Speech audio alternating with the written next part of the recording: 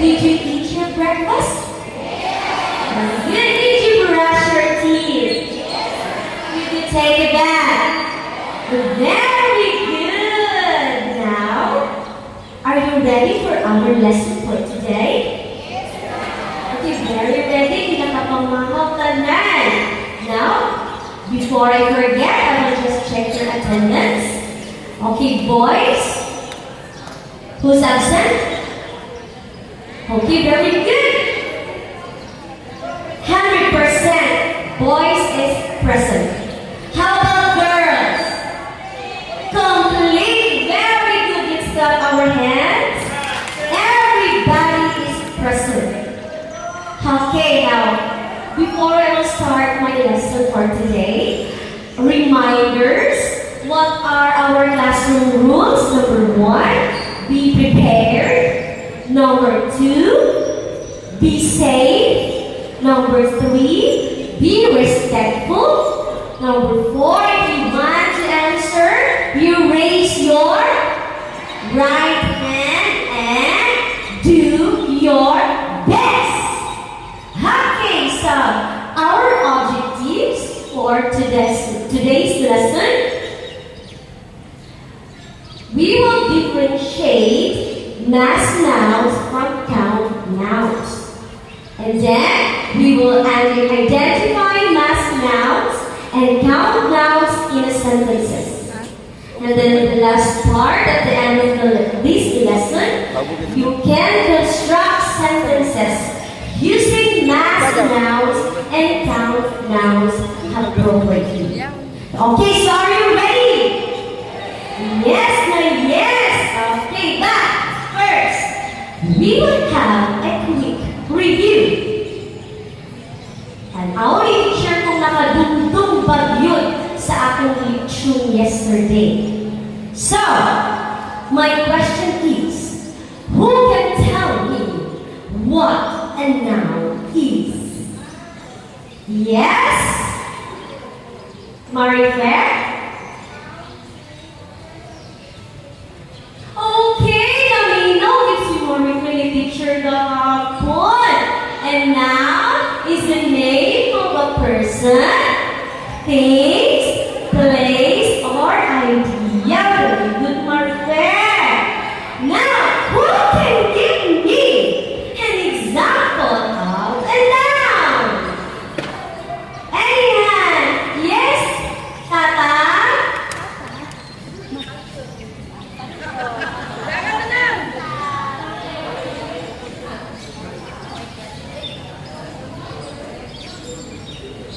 Mother. Mother, very good, Tata. Very no, hindi siya sa ako sa oy. Okay, mother. Another is the name of a person. That's correct. Another example. Yes. Lucen.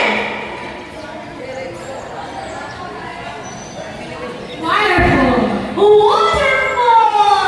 Waterfall is the name of a place. Now we know the listeners said, next, another example. Okay. Yes, Eugene! Yes, Eugene! Example of a noun. Sige, sige. Tanaw na ko si Eugene. Namino ba yung teacher kahapon? One example of a noun is electric fan. Electric fan is the name of. Hey, very good, Eugene. Okay, last one. Who can give me an example? Yes, yes. Jelma. Comfort room, ma'am. Comfort room. Comfort room is the name of. Yes, very good. Namino ba yung picture kahapon? Okay, so nasabta na ang atong leksyon kahapon. Isabel? Now is? Very good. Clap your hands, everybody. Now, are you ready for our lesson? But before that, I have a question. Do you help at home? Okay. Do you help in cooking? In what ways? Chopping, very good. Listen. What else? Okay, washing that. Okay, the vegetables. Cow, very good. And now, what are the things you see in the kitchen? Yes? Salt. Salt is in what? A thing or an ingredients? Yes, ingredients. Okay, now, do you want to play a game? Yes, of course. I am here a game called Guess the Word. Okay, now, I will pick someone who will act the word. Anyway, these words are things and ingredients that you can see in the kitchen. And then everybody will guess the word. Are you ready? Yes. Okay. Now, who will volunteer to be the actor here? Okay, yes. Who will volunteer?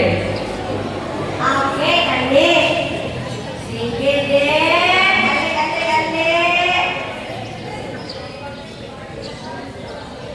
Okay. Miss Apurado. Okay. You pick the words. And then you act the word. And then your classmates will guess the word. Remember, these words are things or ingredients that you can see in the kitchen. Okay, pick Miss Apurado.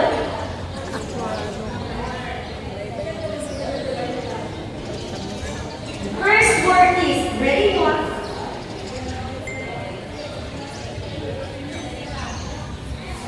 Okay.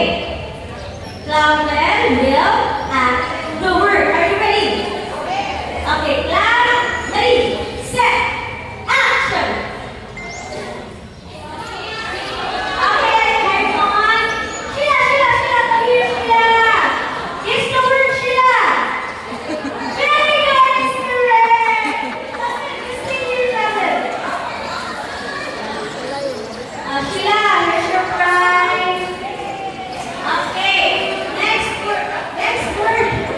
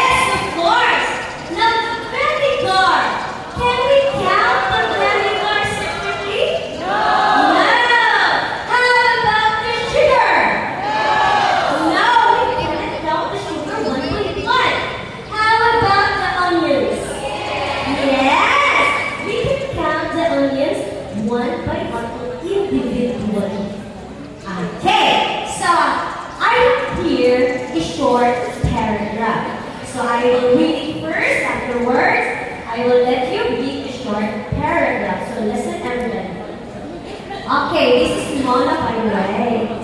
Mona goes to the store to buy ingredients that her mother will use in cooking chicken adobo. Do you like to eat chicken adobo? Yes. Just like me, my favorite is chicken adobo. And then she will buy potatoes, soy sauce, onions, garlic, vinegar, grinded black pepper, sugar, and bell pepper. Okay, and you will read it now. It's your time to read it. Okay, first, okay, everybody read.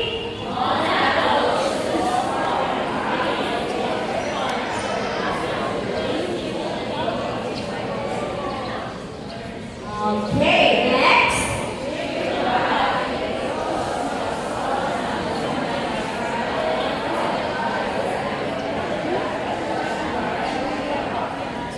Okay. So, question. Tanan ba mo nakaadto na sa store or market? Isugo na ba mo ni mama? Ha? Isugo na ba na ibiskahan? Diba? Di man naman memorize. Kung ito sa tila, toyo, always, sola, asin, toyo, magnanan ka. Okay.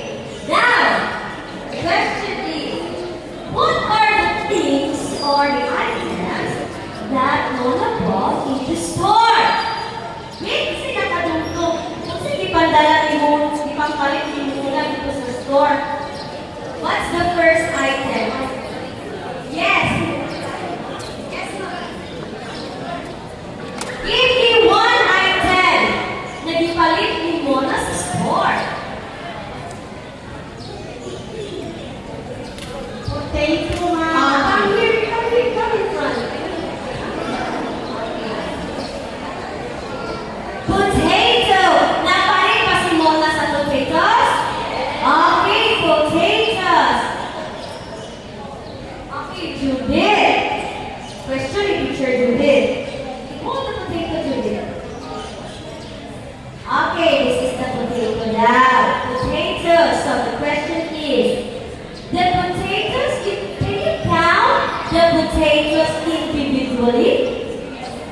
Yes. Okay, now you count. How many potatoes are there, Judith? 1, 2, 3. There are 3 potatoes. Okay, very good, Juliet. Here's your prize, the potato. Next, kung saan ba ipalit mo na?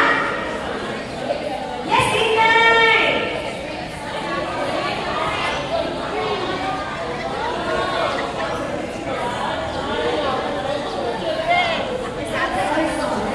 Okay, napalit pa si Mona sa soy sauce? Yes, asa na na. Where is the soy sauce, Inday? Okay, this is the soy sauce. Okay, question. Can you count the soy sauce separately or individually? No, ma'am. Oh, you cannot count the soy sauce. If you pour the soy sauce, mag-ihat pa rin item mo. Very good, Inday. This is your prize. Bring home the soy sauce. Next. Okay, I will call Grace. Grace, maligo sa iyo, Teacher Grace. Sige, come here, Grace. Okay, what are the items na ipalit ni Mona sa store? Okay, sige, you pick. Sibuyas or in English? In English, Grace! Onions! So, napalit ba si Mona sa onions para sa iyang chicken adobo? Yes! So, my question, Grace. Ang onions ba, you can count it individually or not?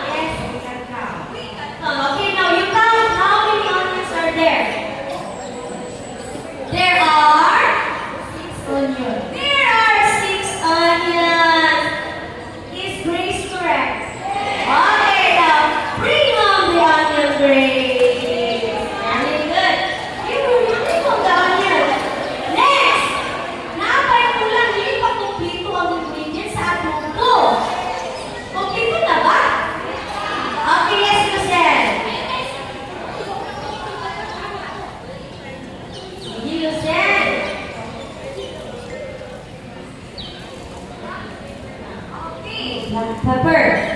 Can you count black pepper individually? No, you cannot count the black pepper individually. Okay, that's your prize. Very good, you said. Another. There are 4 items left. Okay, Rosalie. Come here, Rosalie. Come here. Di ka kami, Rosalie, ha? Si teacher kahit nag-leksyon pa. Okay. Get 1 item. Okay, sugar. Can you count the sugar individually?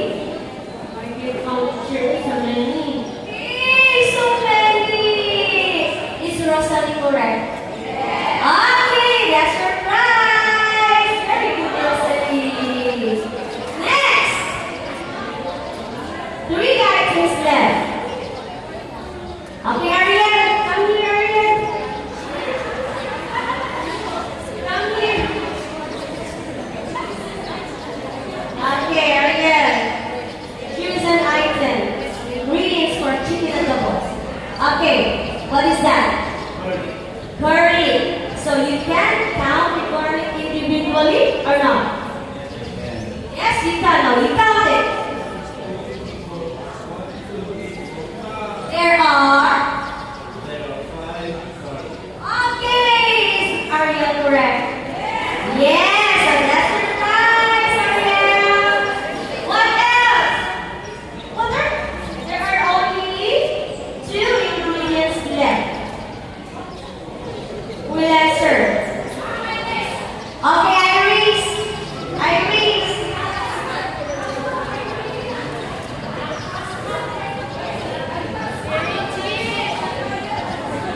Master Iris. Hindi matulog Iris kay na-leksyon pa si Teacher Iris na. Yan ang mag-skill ka. Okay, Iris. You choose a vinegar. Can you count the vinegar separately or individually? Are you sure? Are you sure? No, if you pour it. No, if you pour it, you can count the vinegar individually? No. Okay, it's your prize. Thank you, Iris. Next, the last item. Yes? Yes, Marife. Marife. Okay, you are late again, Marife.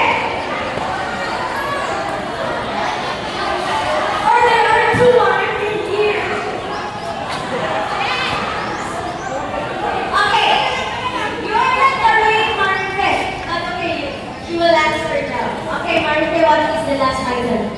Nagurante, hindi ko para sa hair pepper sa kanan. Pepper. Okay, can you count the bell pepper individually? You can count it. Okay, count it, Marife. You have 2 bell pepper. Okay, very good. That's your prize, Marife. Congratulations, everybody. So our lesson for today is all about. Okay, everybody read. Okay, mask now and count now. So, kung saan ay si mask now? Okay, everybody read.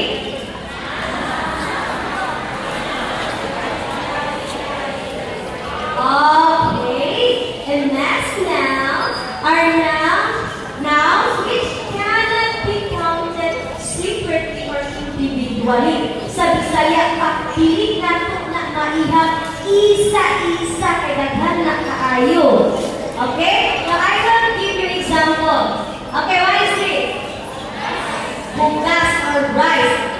Can you count the rice individually? Now, next example. This is the vinegar and the salt. Can you count the vinegar and the salt?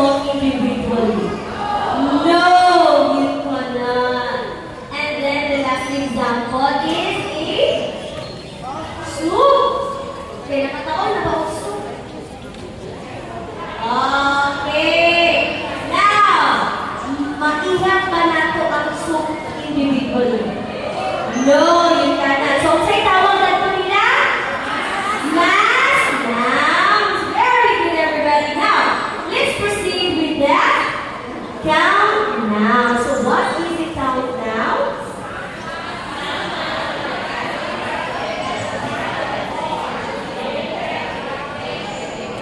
Okay. And count nouns are nouns that can be counted as one or more, that they can be counted individually. Sa Bisaya pa, pwede natin siya maihap isa-isa. Here are some examples. Okay, look at the picture. Apples. So, maihap ba nato ang apples isa-isa? Yes. Another example. Okay, the table or spoon. Can you count it individually? Yes, of course. And then the last examples are chairs. So, mailap ba nato ang chairs individually? Okay, very good. So, now let us see if you really understand our lesson. I will group you into 3 groups. Now, every group have a different task. Okay, now group yourself into 10. The first group, okay, this is your task. Rosalie, group 1. Group 2, Clavel, this is your task. And then group 3, Zed, this is your task. Okay, now you form a circle. I will just give you 3 minutes to answer your activity.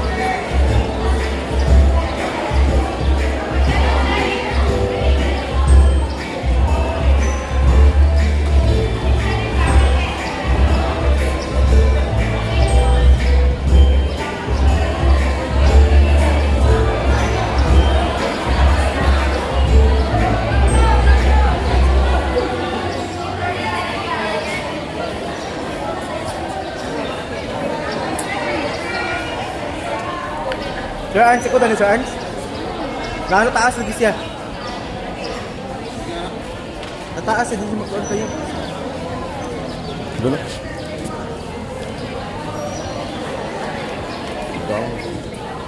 Okay, time's up. Now, I want the group one to present first. Any representative for group one? Yes? Yes, please? Okay. Come here.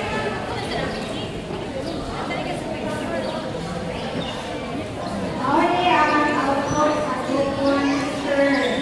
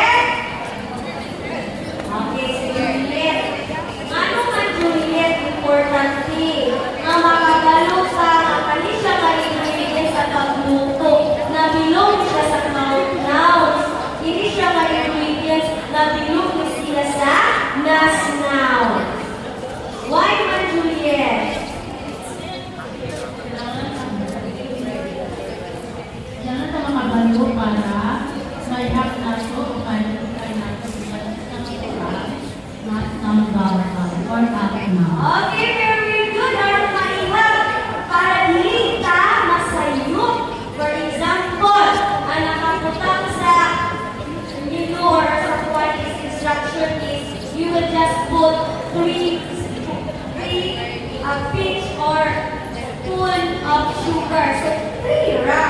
Countdowns.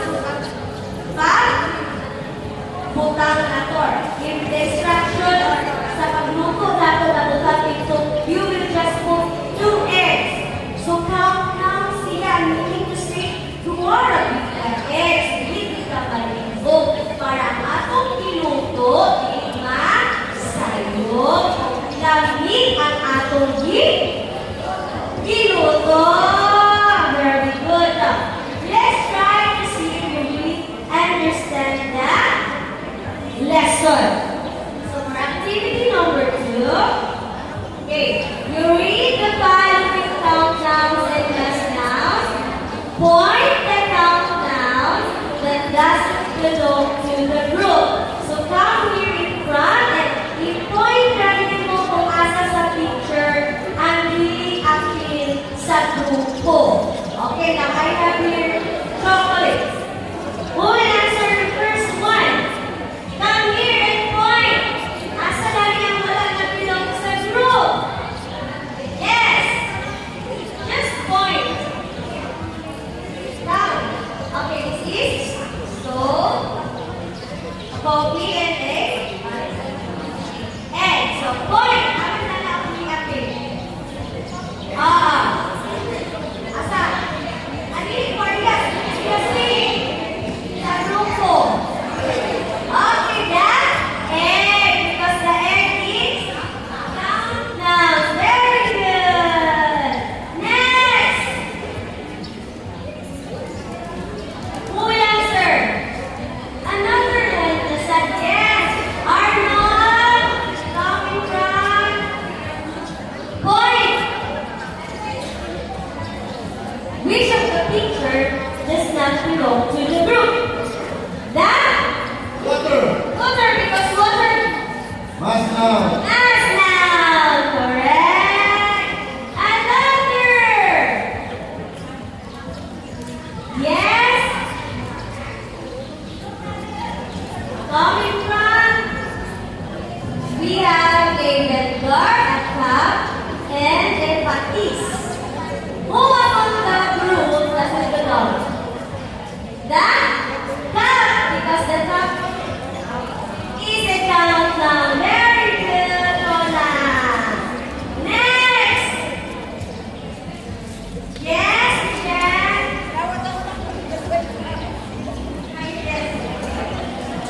Come in front, Pastor. We have a shampoo, a lotion, and a detergent bar. Asa na lang wala na bilog sa group?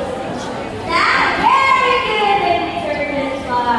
Because the detergent is a countdown and a shampoo and a lotion bar. Last now, very good, Michelle. Last. Yes, lista po to.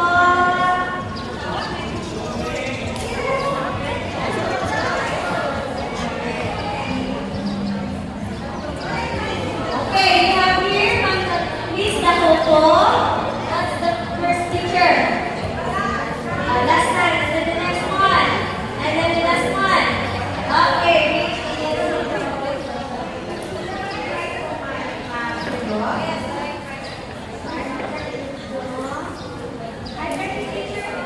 okay, ready to say started the biscuit.